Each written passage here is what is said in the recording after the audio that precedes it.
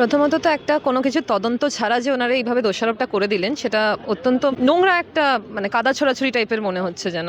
আর দ্বিতীয় কথা হচ্ছে যদি আরএলটা সত্যিই অ্যাট ফল্ট না থাকে তাহলে ওনারা সরালেন কেন? ওনাদের যে নোটিশটা এসছে যে এই আরএলকে সরিয়ে দেওয়া হোক সব সরকারি জায়গা থেকে, তো তাহলে সেই নোটিশ বের করা হলো কেন? তার মানে ওনারাও মানছেন যে আরএল এর প্রবলেম আছে। আমরা জানি দুর্নীতির সবই ঘটনা, দেখুন আমরা সবাই সব বুঝতে পারছি, হয়তো সামনাসামনি বলতে পারবো না বা এখনো সবকিছু প্রমাণিত নয়, কিন্তু অলরেডি একটা স্বাস্থ্যক্ষেত্রে দুর্নীতির জন্যই দুজন বড় বড় প্রিন্সিপাল পদের মানুষ জেলে রয়েছেন। স্বাস্থ্য ভবনে কি দুর্নীতি এতদিন ধরে চলছে সেটা আপনারা তাকিয়ে দেখুন যে ওনার থাকাকালীন এই সব প্রবলেমস গুলো হচ্ছে। তো সেটা হয়তো মুখ্যমন্ত্রী ম্যাডাম আমাদের এখন ফাইনালি বুঝতে পারছেন, আমরা জানি না, সেটা আমাদের সময়ই বলবেন। যদি উনি সত্যি রুষ্ট হয়েছেন সত্যি যদি ওনাকে পদ থেকে অপসারণ করা হয় তাহলে ভালো কথা। কিভাবে যে জুনিয়র ডাক্তাররা সবকিছুকে ব্যালেন্স করে চলার চেষ্টা করে আপনাদের বলে বোঝানো কঠিন। আপনারা যদি একদিন একজন জুনিয়র ডাক্তারকে গভর্নমেন্ট হাসপাতালে ফলো করেন বুঝতে পারবেন যে যা যা সমস্যা হয় স্বাস্থ্যক্ষেত্রে, মোটামুটি জুনিয়র ডাক্তারদের এরকম টেনে হিচড়ে সবকিছুকে ধরে রাখতে হয়।